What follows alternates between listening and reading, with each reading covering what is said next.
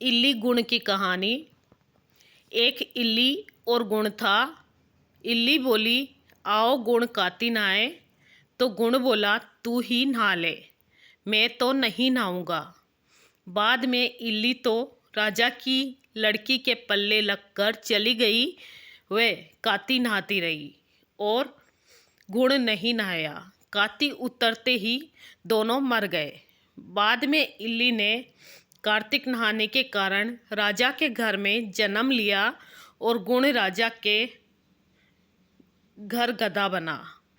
राजा ने बेटी का विवाह का सावा निकलवाया। बेटी ससुराल जाने के लिए विदा होने लगी तो बेटी की बैलगाड़ी रुक गई। राजा रानी से बोले कि बैलगाड़ी क्यों रुक गई है, बेटी तुझे जो चाहिए मांग ले। तब लड़की बोली कि वह गधा मुझे चाहिए। तो वह बोले कि यह क्या मांगा बेटा तूने, यह मत ले जा, चाहे और धन दौलत ले जा। परंतु वह नहीं मानी और कहा मुझे तो यही गधा चाहिए। तो वह गधा रथ के साथ बांध दिया गया।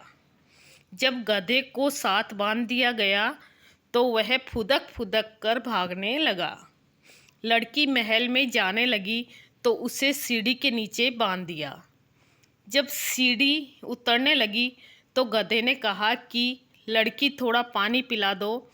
तब लड़की ने कहा, मैंने पहले ही कहा था कि आ काती नहा ले, तब तूने कहा था कि मैं तो बाजरा खाऊंगा और ठंडा ठंडा पानी पीऊंगा। उनकी आपस की यह बात देवरानी जिठानी ने सुन ली और देवर को सिखा दिया कि तुम क्या जादूगरनी लाए हो जो जानवर से बातें करती है। तो वह बोला कि कानों सुनी नहीं मानता, आंखों देखकर मानूंगा। दूसरे दिन वह छुप कर बैठ गया और देखा कि रानी महल से नीचे उतरी तो गधा फिर वही बात बोला और रानी ने जवाब भी दिया। अब राजकुमार बोला कि रानी तू जानवर से क्यों बात कर रही है, तू बता दे, नहीं तो तलवार से मारूंगा। रानी ने कहा कि औरत का भेद मत पूछो।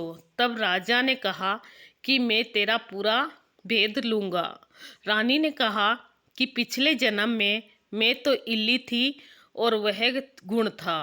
तब मैंने कहा कि आ गुण काती नहा ले, तो वह नहाया नहीं, जिससे यह गधा बन गया और मैं रानी के पल्ले के लगकर काती नहाई तो मैंने राजा के घर जन्म लिया। यह बात सुनकर राजा ने कहा कि काती में नहाने का क्या फल है। तो रानी ने कहा कि कार्तिक नहाने से मैं आपके घर में राजपाट कर रही हूँ। तब राजा ने कहा कि इतना फल है तो हम दोनों अब जोड़े से नहाएंगे और बहुत दान पुण्य करेंगे, जिससे आगे हमें और ज़्यादा सुख मिलेगा। दोनों जने काती नहाने लगे तो राजा के घर में बहुत धन संपत्ति हो गई। हे कार्तिक महाराज, जैसा इल्ली को सुख दिया वैसा सबको देना। कार्तिक का इल्ली गुण की कहानी सुनाई मैंने।